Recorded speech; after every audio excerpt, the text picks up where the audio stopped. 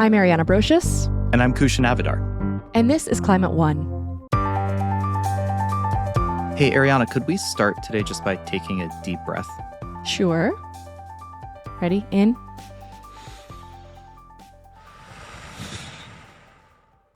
It feels good. Yeah, it does feel good, especially when you stop and think about it. And what we're really talking about today is breathing. A lot of us do it without really thinking about what might be in the air we pull into our lungs. It's kind of like climate. We may not think much about it until something significant happens, like flood or a wildfire. Yeah, I see where you're going here. Both air pollution and climate disrupting emissions can be hard to visualize until the impacts become really apparent.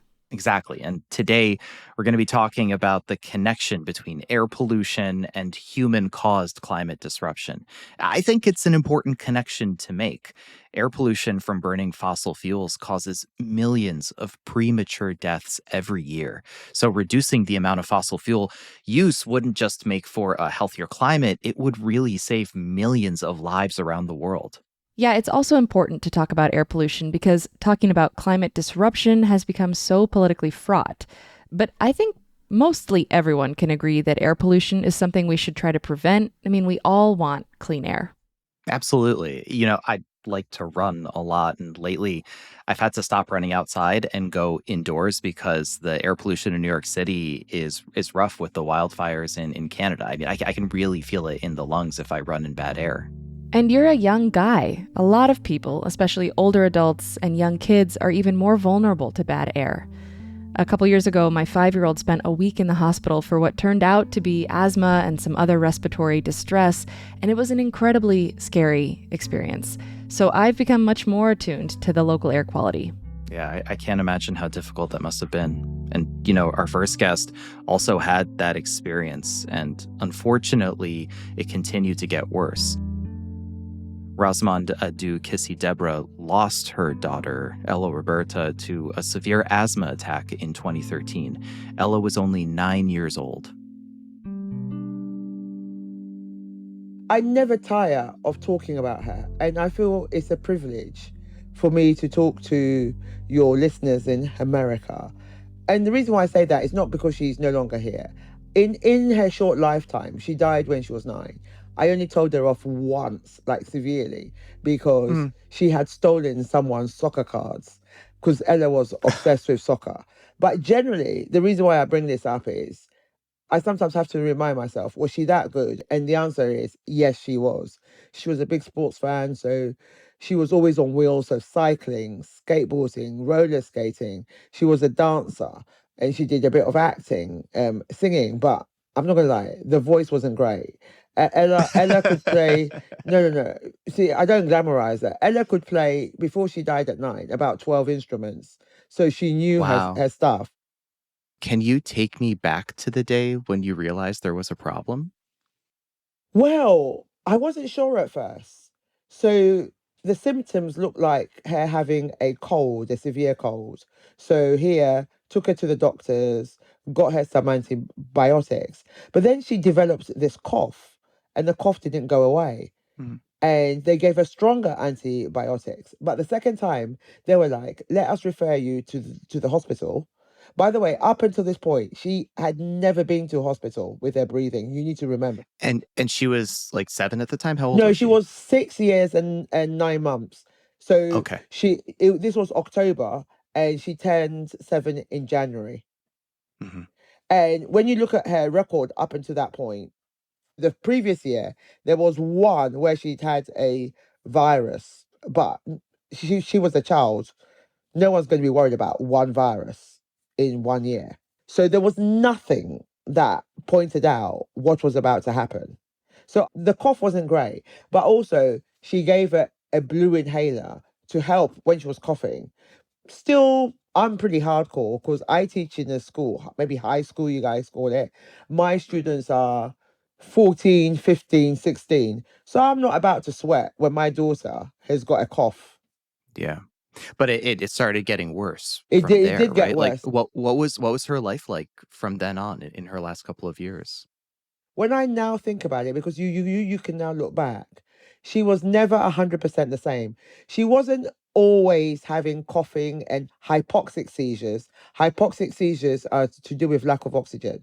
Not all the time. So during the Olympic Games, for some reason, she was fine. And also, she began to learn when these attacks were going to come on. When it first started, even she wasn't aware of it. So it must have taken her by surprise. But as time goes on, sometimes she'll start coughing and she could probably see the panic in my eyes. And she would wave a finger that, no, I'm fine. I might be coughing, but I'm fine. Whereas if she was coughing, then she clang on to me. Then I thought, wow, we're in trouble here. Tell me about your side of it too, then. What was your life like in those years? Horrendous. I'm not going to lie. Horrendous. I don't think I will ever truly recover. And there's a very good reason for that. Because they had to eventually train me in the hospital. Because if she collapsed, you're not going to have an ambulance on your doorstep within 2-3 minutes. That's not how these things work. So I had to learn to resuscitate her, and at least for her to be breathing. I am never going to get over it. Number one, I'm not going to get over her dying, and also the manner she died as well. And I still feel that thing whereby I wanted to save her. But now that I'm talking to you 12 years on, it was going to be impossible. How many times can you resuscitate someone, let alone a child? I can now look back and see things, but when you're in the middle of it and you've never dealt with anything like that, and you have to be strong for your child as well. So even if I was panicking, and when people flatline, the last thing that goes is their hearing. So when I figured that out, it was to remain as calm as possible. Wow. Because I think her first one, when it happened, obviously I was shocked. She went blue and I thought she died and I was screaming. Then when she came around, she went, why were you screaming? And I was like, you could hear me. She was like, yeah, of course I could hear you. So from that moment on, it didn't matter how I was feeling. I was going to remain calm. What you don't want when you're a child and you're struggling to breathe and you think you're dying, you don't need your mother as well screaming around. Seriously, that's not cool. But it was a lot to hold in. But for her sake, and this was always about her. I mean, I was her mother, but I wasn't going through it. Well, you were going through sharing it and providing A different kind of emotion. and providing the love that you could. Well, one of the things when she always came round, I was always the first person she would call. So that was also, the medics would say, okay, she's coming back now. When she would say the word mum. So let's go to a difficult part of the story, but also the aftermath of it. So in 2013, your daughter Ella Roberta died from a severe asthma attack. She was 9. Correct. Ella's story led to a historic legal precedent when she became the first person globally to have air pollution listed as a cause of death on her death certificate. Yeah, let me explain that. So when she became ill, I was a teacher, and you knew either a child was born with something but how she was so ill, I was always a bit like, this is really strange, because she hadn't previously been ill up until these things happened. She was singing to Justin Timberlake and learning all the instruments, yeah. Yeah, all that kind of stuff. So I remember at the child death review, I begged them to leave the case open. I wasn't sure how, because actually in court, it was the only time, because the doctors never knew really what was wrong with her. But in court, the first time round, they thought those horrendous hypoxic seizures had something to do with the air. Now, we can sit here now and go air pollution, but if someone says, oh, your seizures are to do with something in the air, they might as well not tell you anything, because what is something in the air? And the doctors were a bit like, we don't want you to go down this rabbit hole again. You've been through enough. You know, it took you 7 years to get the system to make that designation of air pollution as a cause of death. It really did. Why was it so important to you to push the system to recognize that? Well, we had to find out, and I have to give credit to her lawyer, who found out that every time she was having these coughing seizures was when there was a spike in air pollution. That was her lawyer that worked that out. Wow. I have to give her credit. She went to hospital about 28 to 30 times, and there was a correlation. There was only one episode that had nothing to do with the high air pollution. But I knew, because what we'd been through, that wasn't going to be enough. Now, luckily for me, When I'd gone up to see the coroner's officer, I don't know whether I was watching too many X-Files at the time or not, but I'd got her to take samples from Ella's body. So they were there. So when our experts came in, I realized that 28 out of the 29 times there was a spike in air pollution. But I knew I wanted a bit more than that because we've been for this test and that. So he went to speak to the senior pathologist who examined her when she died. And it was underneath the microscope. That's when they saw the PM 2.5 and PM1 in her body. So that led to the coroner ruling that, quote, Yes. air pollution was a significant contributory factor to both the induction and exacerbation of her asthma. Yeah. Let me ask you, how did you feel when you received that ruling? Well, it was devastating. This is what he said, quote unquote. If it wasn't for the pollution near where we lived, this is what he said in court. Not only would Ella not have got asthma at all, she wouldn't have died on that fatal night because on the night she died, then it was at its highest. So he was very, very clear. Without the pollution, she would not have even got asthma in the first place. Wow. But I think the other thing I was shocked at is something that I thought, oh, this was just my daughter. Not when I was reading those studies. No, it told me this was everywhere. And I think that I'm still quite shocked. Look, the reason why I'm shocked, today in 2025, on the 19th of June, the same expert witness, again, has continued to do research. And he now says there are 500 people dying every week prematurely. So one of the things I need to make clear, in the area where we live, there's a lot of children with asthma, and it's higher than the national average. So if it wasn't Ella, it was always going to be someone else. Of course. We're still in exactly the same house that my daughter lived in. And there are many reasons for that, actually. And kind people have asked us over the years, why don't you move? And, you know, firstly, the road which we live on is very small. So we know there's about maybe 10 houses. Mm-hmm. So we know everyone. And I think, yeah, we can get a house somewhere else, but it's never going to have the memories that we have with my late daughter here. Yeah. And I think also it was really tricky because when she first passed away, the community really supported my twins, who were only 5 at the time. So yeah, to move away will be huge. So one of the things I always say to people is we shouldn't have to move. They should sort out the traffic, really. What do you hope your experience might mean for other families facing similar pollution impacts? We have managed to raise awareness. A lot more people, due to Ella dying, know about this. There's even a statue in our local park. There's a statue of her. But air pollution now is linked to 700 illnesses, diseases. It literally impacts every organ in our body. The most vulnerable, as we've discussed, are children and the elderly. And I think I take my time to explain to people. The reason is we breathe 11,000 litres of air every day. Children, 14,000 litres. And if you think we are breathing in things that you can't see with the naked eye, and they're very toxic. So some parts of London are similar to passive smoking, at least 12 cigarettes. Wow.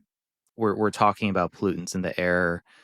I think it's a good moment to connect this to climate change then. So how do you see the connection between air quality and climate change? Like, why should climate advocates care more about air pollution? Well, if you took air pollution seriously and you cleaned up the air, you will be improving the climate as well.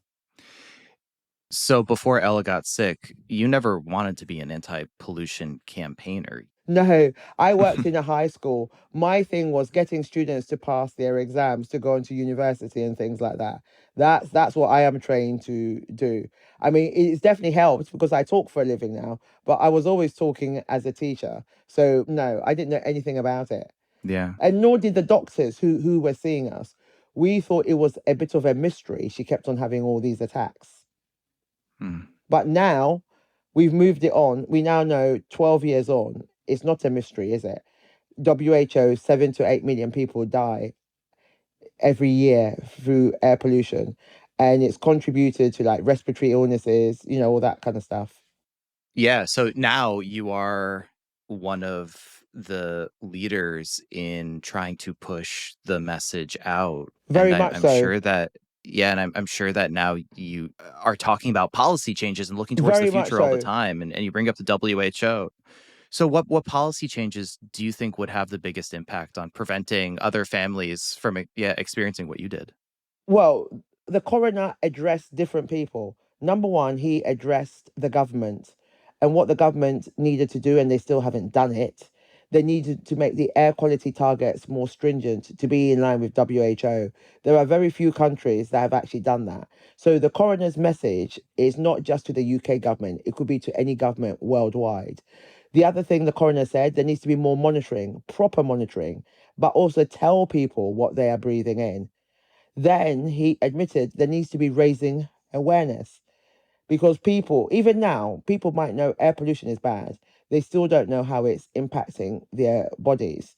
But one of the most important, significant decisions he made was to tackle people in health, no matter if you're a consultant of 40 years or you're just starting out as a medical student.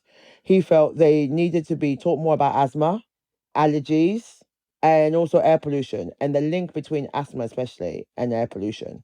And if you're studying as a medical student now, you do not get the privilege of saying, oh, we just covered that in one module and that. No, that should be a significant part of your training because you will ultimately come across people who are impacted by air pollution.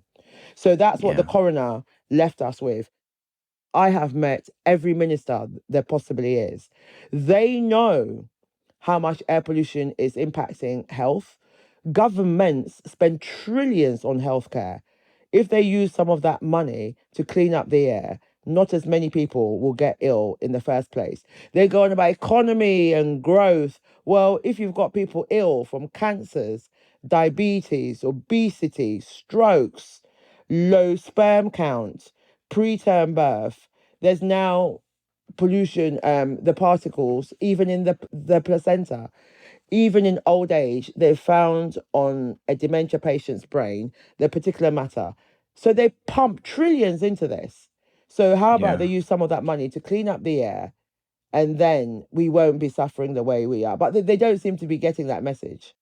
Yeah, Rosamund, I want to leave the conversation with this. You went through a truly, I mean, difficult, traumatic, life-changing experience here. You didn't want to be an anti-pollution campaigner beforehand. Now you spent so much of your time doing this work. What matters most to you now?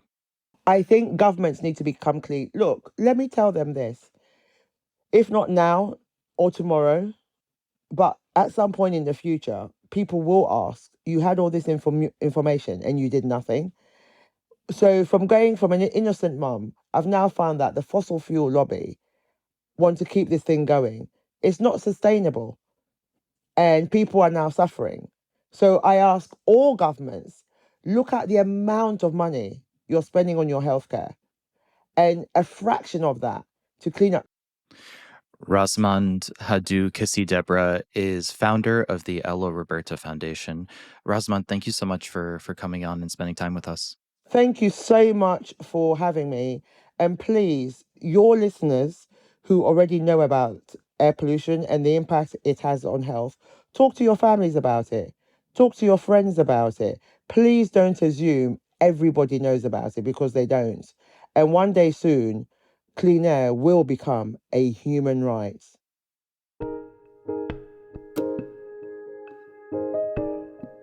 Coming up, measuring the real impact of cars, trucks, and buses on air quality. There are 5 million premature deaths every year from just the impact of ambient particulate matter and ozone globally anyway, and a large proportion of them come from transportation. That's up next when Climate One continues. Help others find our show by leaving us a review or a rating. Thanks for your support.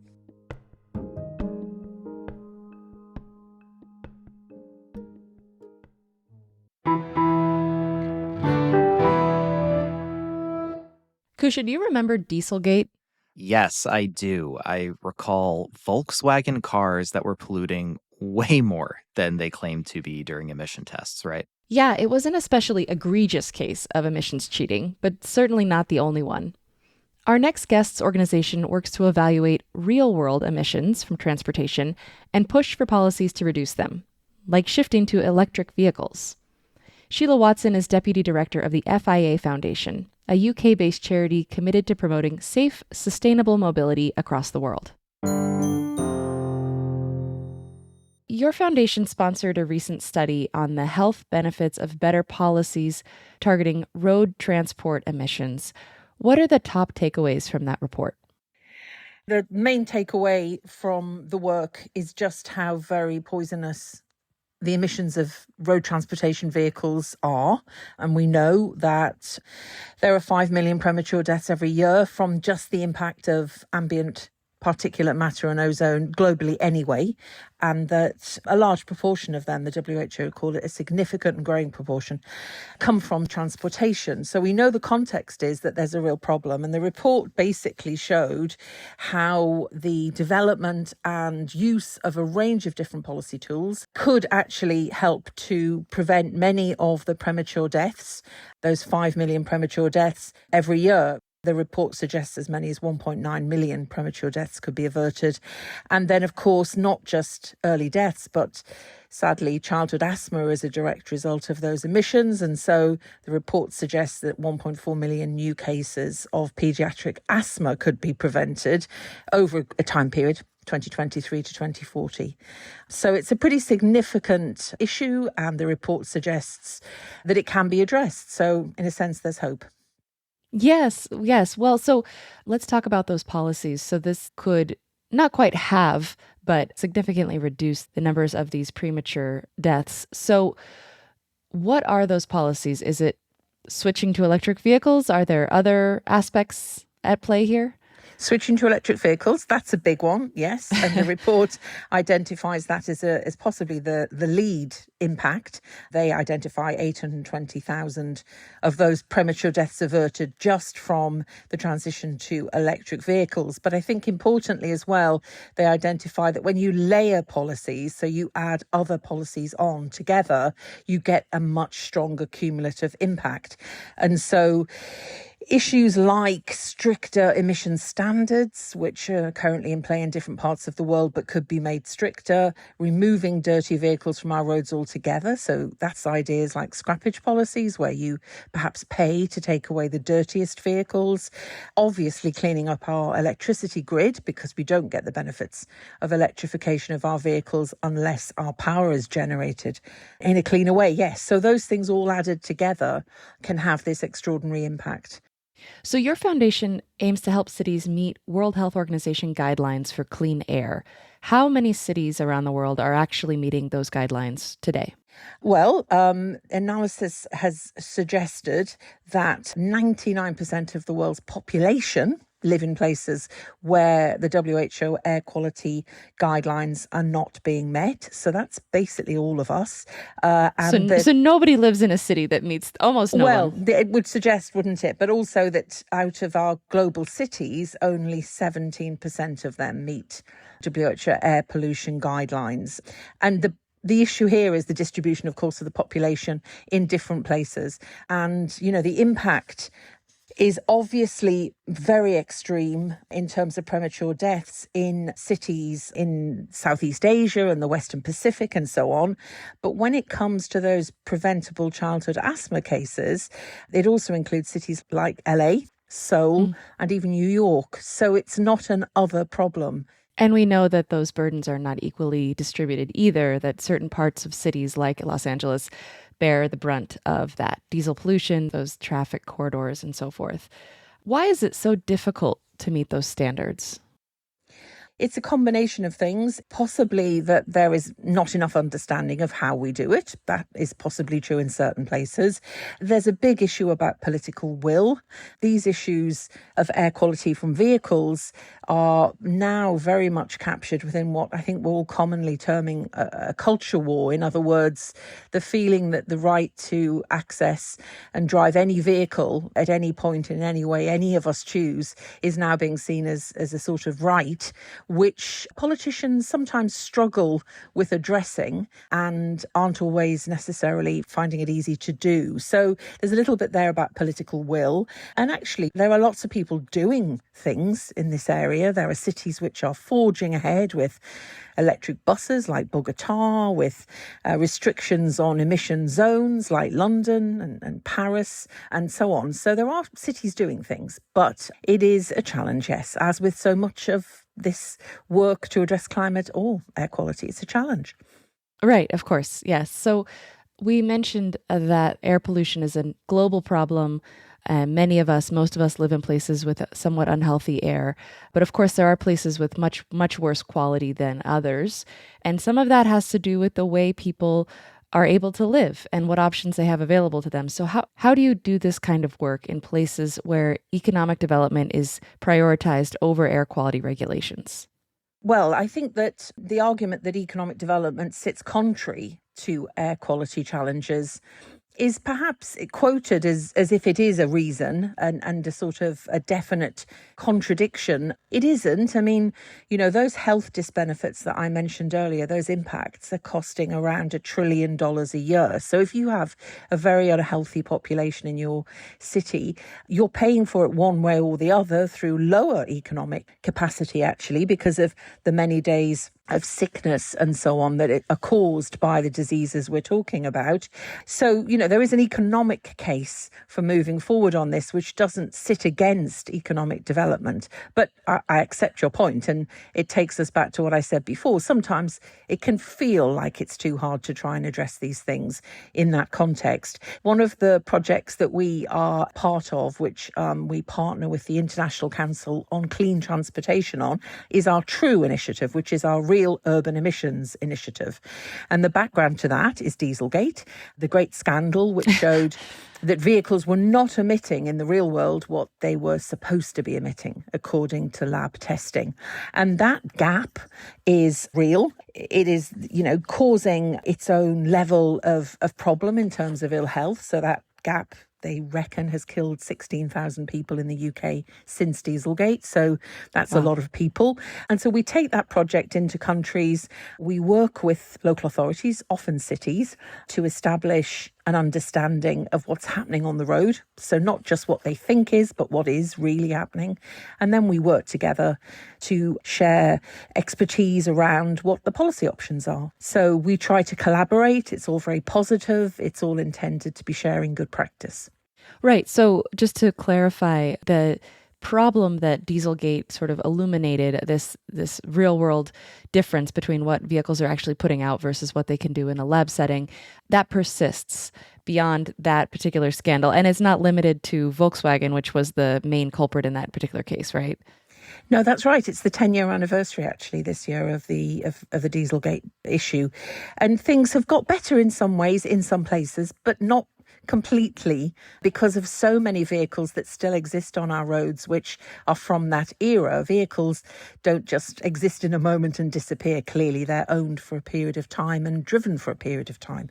So yes, we were involved in a conversation around Dieselgate, which was really an attempt to say, how do we avoid this happening again? And that's where the TRUE initiative emerged, because whether it be deliberate cheating of the tests or whether it just be clever calibrating alongside those tests, the point is, at the end of the day, people really suffer. Real people really suffer.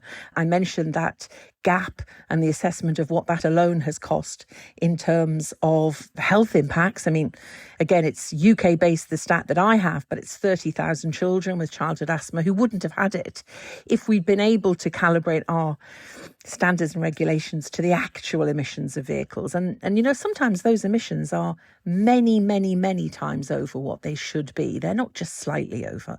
And there has actually begun in Europe in particular a big legal pushback against a whole range of manufacturers about the fact that this gap exists. And actually the data that we produce through TRUE, we have 4 million observations plus of vehicles on our roads all over the world, is part of that case. So using every means possible to try and put this right. TRUE, again, stands for the Real Urban Emissions Initiative. The Real Urban Emissions Initiative, yes. So the data is being used to bring cases against these car manufacturers, but how else is that data being used? Is it being used by regulators? The data is available for anyone who would like to use it, actually.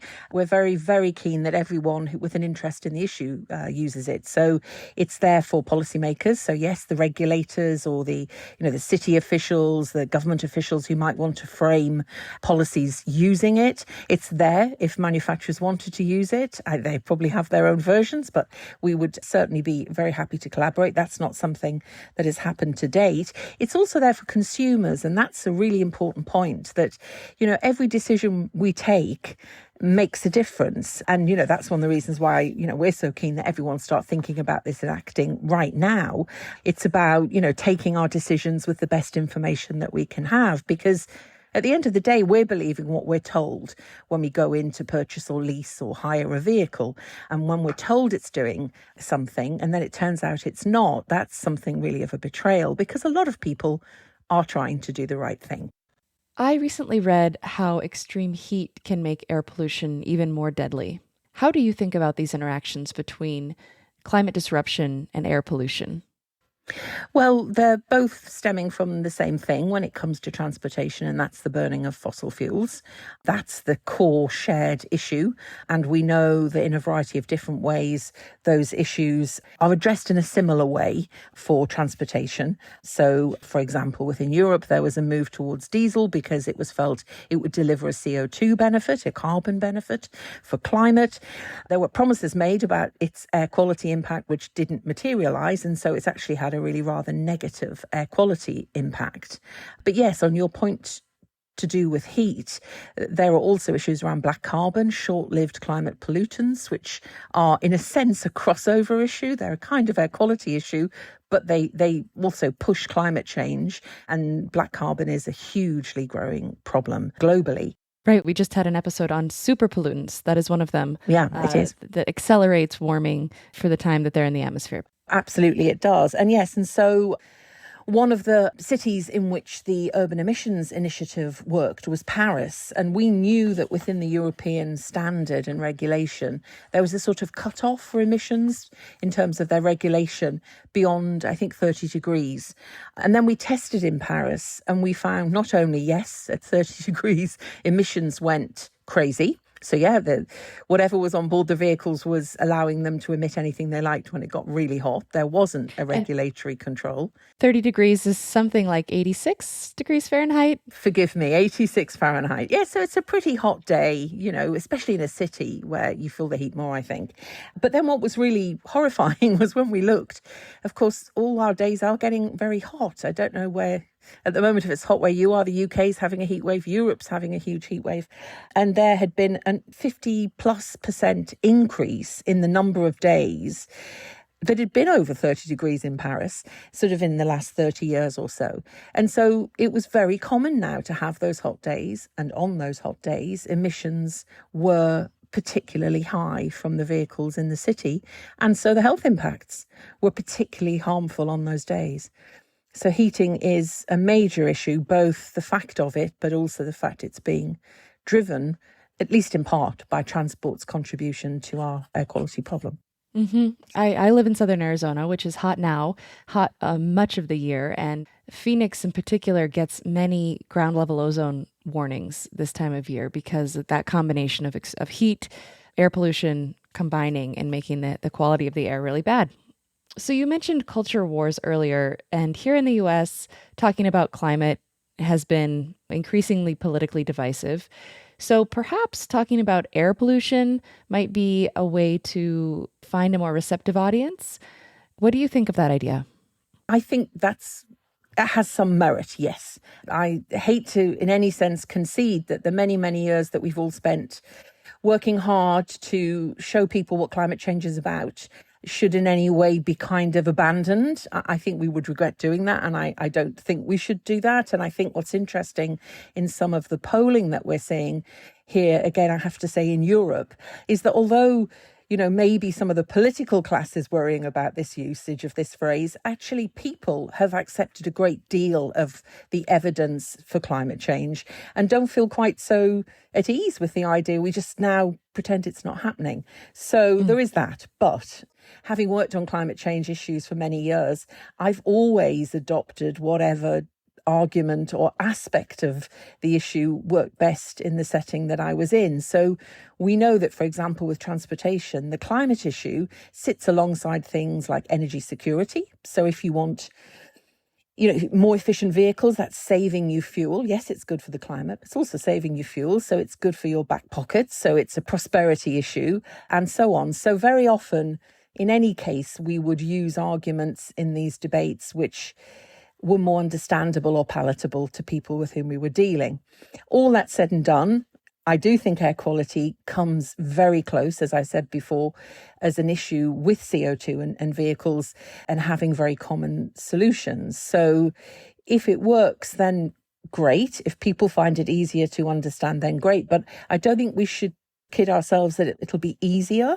It may help with that bump around what you're describing in this sort of culture war, but I don't think that it means the solutions are any easier for us to press for and the change is any easier to get. It's still going to be a lot of hard work. Absolutely. Yeah. Sheila Watson is Deputy Director of the Ella Foundation. Thank you so much for joining us on Climate One. Thank you for having me. Coming up, why using other words to discuss climate disruption can bring more people on board to address it. If you frame climate change as an environmental issue, then if you're not an environmentalist, you think it's not your issue. Most Americans don't consider themselves environmentalists. That's up next when Climate One continues.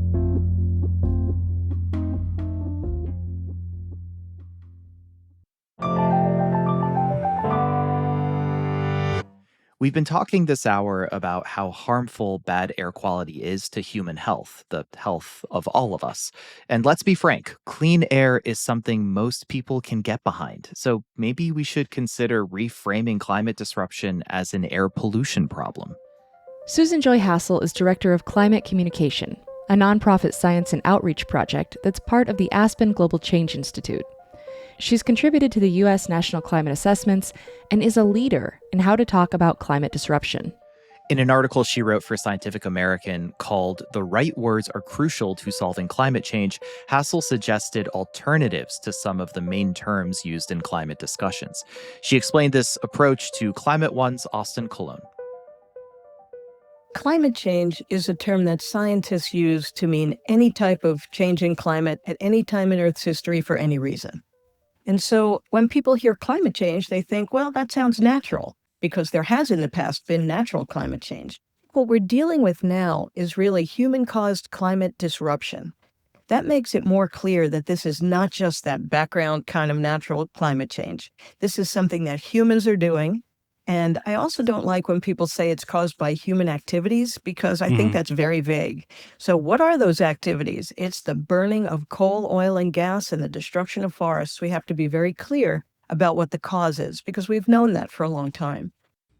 Right. And I will say, though, I noticed that climate change is in the title of the article. So I'm curious whose choice that was or how that ended up there. Yeah. So people still use the term climate change. And what I tell people is, if you're going to say climate change, just to make sure everyone knows what you're talking about, make sure you say human-caused climate change. On the other hand, because of how politicized this issue has become, if you say the term climate change, people react. As soon as they hear that term, they shut down.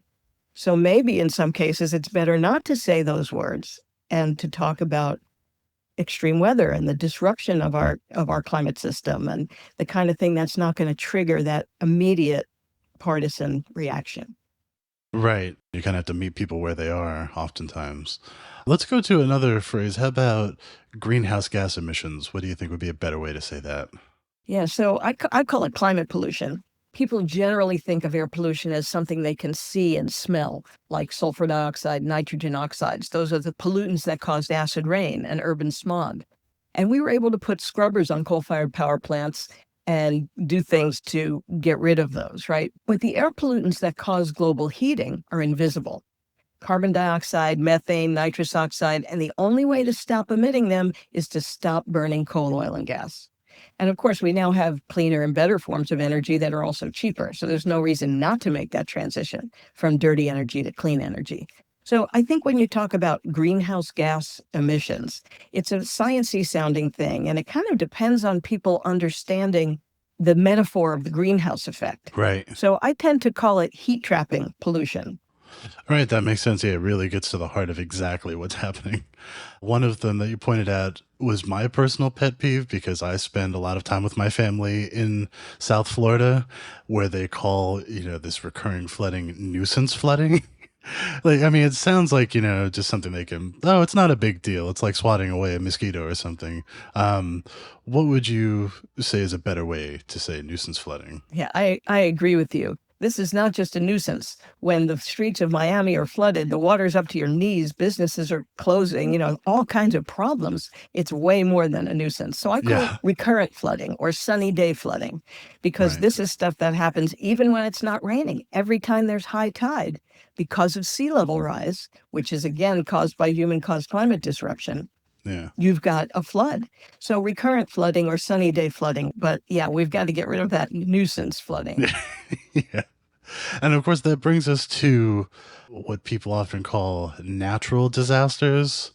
And that's probably a pet peeve of yours, too. Like, they don't seem very natural. Yes, it's a big pet peeve of mine. I really don't like the term natural disasters because these things are now decidedly unnatural. So I call them unnatural disasters. We've always had extreme weather, but now it's more extreme. Right. We're seeing more of the kinds of weather that cause these disasters. And so we shouldn't call them natural because they're not natural. Similarly, people will say, oh, this is a new normal. And that bothers me because that sort of normalizes it. And it also makes it sound like we've reached a new steady state, when in fact, it's much worse than that. It's going to keep getting worse until we stop emitting this heat trapping pollution. So I like to say we're in a new abnormal, and it's going to keep changing and keep getting worse until we stop doing what's causing it. Right. And to speak to that a little bit, you happen to live in Asheville, North Carolina, which was devastated by Hurricane Helene last year. And what was your personal experience with that storm? Oh, it was really devastating for everyone here. Whole parts of town were underwater. 100 people died, and so many people lost their homes. And in the parts of town that weren't flooded, like where I live, so many trees came down because the ground was already saturated from the days and days of rain. And then when those strong winds came, trees just came down with the big root balls up in the air. They crushed houses and cars and people. So it really was devastating to our power infrastructure, our water infrastructure. We didn't have power for about a month. We didn't have water for several months. And when you have to go stand in line and bring home a 5-gallon bucket of water for the day, it's a very different story than just, a storm coming through. And of course, whoever thought in the mountains of Western North Carolina, we'd be hit by a hurricane? It's kind of crazy, right? And such heavy rainfall and such strong winds. Of course, our local economy has taken a huge hit, which continues to this day. 9 months on, we're still having issues with our infrastructure and with our economy. Going beyond words, there are adjacent issues that resonate more universally that should be talked about, like talking about drought when talking to farmers. What do you think of that strategy? I think it's essential. You have to talk to people about their priorities and what they care about. And if you frame climate change as an environmental issue, then if you're not an environmentalist, you think it's not your issue. Most Americans don't consider themselves environmentalists. But for farmers, you talk about drought. For birders, you talk about what's happening to the birds. For people who fish, you talk about what's happening to our cold water trout streams. Climate change is affecting everything and everyone. And we need to really reframe it from an environmental issue or a science issue or a political issue to one that's about protecting who we love and what we love and the places that we love. So I feel like that's really essential. Climate change is affecting everyone, everything, everywhere, all at once. We all want, right? We all want clean air, clean water, healthy forests and coasts. Everyone loves their kids. Climate change is affecting kids' health now, and it has long-term implications for their development. Our kids, they're living through ever-increasing unnatural disasters, leading to evacuations, school closures, and other things that really upend their lives. Yeah. And, more kids are suffering from allergies and asthma, and both of those are exacerbated by climate disruption. We're seeing kids hospitalized from heat stroke. That's a more important and I think a more impactful way to talk to people about climate change. Yeah, but many climate solutions, like transitioning from fossil fuels, provide immediate air quality improvements and health benefits. How do we help people understand these co-benefits, without making the message too complicated? Yeah, well, I never use the term co-benefits. That sounds to me like something to do with health insurance. It probably is. So I like to say multiple benefits. There are Mm, so many benefits of clean energy. It's the things we want to be doing anyway, right? It right. cleans up our air and our water. We don't have to do mountaintop removal and wreck the mountain streams. It's also cheaper, right? So solar and wind are actually the cheapest form of new energy. Do you know that more than 90% of all the new electricity generation coming online in the US is clean renewable energy? And the reason for that is not because of climate laws, because in this country we have none. And still, that's the cheapest form of energy, so that's why it's coming online. One thing I always find fascinating is that climate disruption is not something that people often bring up in, polite conversation, but weather almost always is. Frankly, it's often the first thing that people talk about. And we did an episode last year on how local TV meteorologists work climate into their weather reports. And there were people in a couple regions where the audiences were so hostile to the idea of climate disruption that station managers told the reporters to stop discussing it completely. One meteorologist even received death threats. What would your recommendation in that situation be? Like, how do you educate a hostile public? It's a very difficult question, and it's the one that we've been dealing with for decades, just since this issue became so politicized. I've worked with the broadcast meteorologists, so I know about all that. I know the one that you're talking about that got the death threats and stuff. So it really is a major challenge. I think sometimes not saying the words climate change, but still having them incorporate talking about extreme weather and saying, okay, here we are, we're in the first heat wave of the summer. And did you know that a few decades ago, the United States saw an average of 2 heat waves in a summer, and now we Mm, see an average of 6 heat waves in a summer. So we are now suffering through 3 times the number of heat waves every summer. You don't have to say the words climate change, but you tell them this is what's happening. People have to experience the evidence of their own eyes, right? What they're feeling hmm and experiencing. But you have to help them realize that this is not just summer. This is now a different story. Climate is changing, and we know what's causing those changes. So I think we do have to keep reminding people of what we're seeing and to put it in context. It's going to be really hot today. You want to see the graph of how many days over 100 we've had from 50 years ago till today, and you see that line going up everywhere. I Yeah. think people have a right to know the context in which they're living. But yes, it's still this hostile public problem. So I think the main thing is talking to people about who they care about and what they care about and how it's being affected by human-caused climate disruption. Not about polar bears, not about saving the planet. It's about saving ourselves and everything we love and care about. Yeah, I mean, there's often a joke that I believe George Carlin told that, the planet is going to be fine. We're the ones who are going to have the issue. I think he said it a little more colorfully than that, but you get the idea. Absolutely. And I couldn't agree more. So I always tell people it's not about saving the earth. It's about saving ourselves. Thoreau said, what's the use of a house if you haven't got a decent planet to put it on? Right. So you focus on communicating both the urgency and agency of climate action. But how do you balance conveying the seriousness of climate threats while also empowering people to feel that they can make a difference? Yeah, it's tricky because the urgency is tremendous. The issue of climate change is not like some other issues. If we don't get it done this year, we can get it done next year. We are in a critical period of time. We have to do as much as we can, as fast as we can. And The Inflation Reduction Act wasn't enough, but at least it got us moving in the right direction. What's happening now, to take away all of that good climate policy, it's going to make us sprinting in the wrong direction. And so there is tremendous urgency. Every day that we don't act, we commit to a more dangerous and hotter future. And I don't think that's what any of us want. So the urgency could not be greater. So I think it's really important for people to understand that we can do something about this.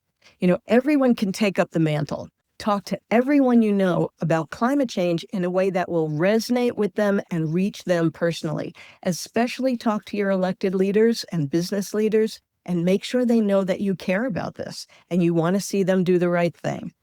And then everything that we need to do about this is something we should be doing anyway, right?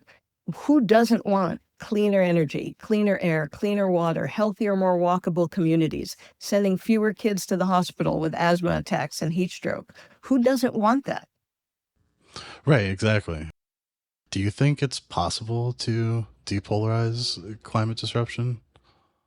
Once again, I think we have to go back to what people care about. If they say they care about America being great and America being strong in the world, then certainly they've got to see that competing in the global clean energy race is really important. So do they care about national defense? The Pentagon's very concerned about climate change. They call it a threat multiplier. So if you care about our defense, if you care about our place economically in the world, whatever it is you care about, climate change is affecting that thing. So that's what we have to keep bringing it back to. And maybe sometimes not calling it climate change might be the right way. Most people like clean energy. The polls show that people really do like clean energy, even if they're not interested in climate change. There are plenty of people who have electric cars and solar panels on their roofs who are still not on board with the reality of human-caused climate change. They're doing it because it saves money. There are schools that have done it. The Kentucky Coal Museum covered its roof in solar panels. Yes. They did not do that because of climate change. They did it because it saved them money, thousands of dollars a year. So sometimes we find a side door, right? If the front door is locked, instead of banging your head against that locked front door, which will only give you a headache, I know from experience, find a side door. Excellent. Well, I think we'll leave it there. Susan, thank you so much for this conversation. It's definitely going to make me think about the way I talk to people about climate disruption way more carefully. Well, thanks. I'm glad we got this chance to talk about it because really the future is in our hands. Hey, it's Ariana and Kusha and Greg, who's joining us to share one more thing, as we do most weeks here on Climate One. So welcome, Greg. What is your Climate One More Thing? Hey, Ariana. Well, I returned from a family trip yesterday and flew into San Francisco Airport. And when I got on the air train that goes around the terminals, I was really excited to see a billboard that says, quote, simmering down emissions with all electric kitchens at airport restaurants. I was excited to see that. I never thought about airport kitchens before. We know that flying creates a lot of emissions and is harmful. And I'd never thought about the energy inside the airport before. And I reached out to the person who runs sustainability at SFO and said, yeah, all of our kitchens at the new Terminal 1 are electric. And I thought that was great. Yeah, when you think about it, there must be so much energy put into food production at major airports like SFO. Do you feel like that's going to influence the way that you eat when you're at the airport, Greg? Well, the cool thing is, well, I eat first for nutrition and diet, and but then think about the energy used to make it. My favorite is the acai bowl place at that terminal, but it's nice to know that it's all electric. And as I was going around the air train, I saw a whole lot of solar panels, new solar panels being installed on the roof of the terminal. So that took electrification one more step. And I reflected on how airports are run by authorities that make decisions. So they can say, if you want to cook food at this airport, you have to use electric, et cetera. So they can really drive the behaviors of businesses and merchants coming in there. Yeah, that's amazing. Also, I find it hilarious when you say that your first priority eating at an airport is health and nutrition. Because me, at least, I use the airport as an excuse to be like, oh, Twizzlers are now healthy because that's what's at the gift shop. So Ariana, do you have something you want to share? I do, actually. I signed up for a webinar this month with Rewiring America, which is a great organization. We've had them on the show before. They do a lot of education about electrification broadly. And this webinar is open to anyone. It's just a place to learn more about electrification in general. And so if this is something you're curious about, you want to know more about heat pumps or induction stoves, as well as kind of the broader conversation around electrification, this might be a good resource. So you could check it out, rewiringamerica.org. And that's our show. Thanks for listening. You can see what our team is reading by subscribing to our newsletter. Sign up at climateone.org. Climate One is a production of the Commonwealth Club. Our team includes Greg Dalton, Brad Marshland, Jenny Park, Austin Colon, Megan Basilia, and Kusha Navadar. Our theme music is by George Young. I'm Ariana Brocious.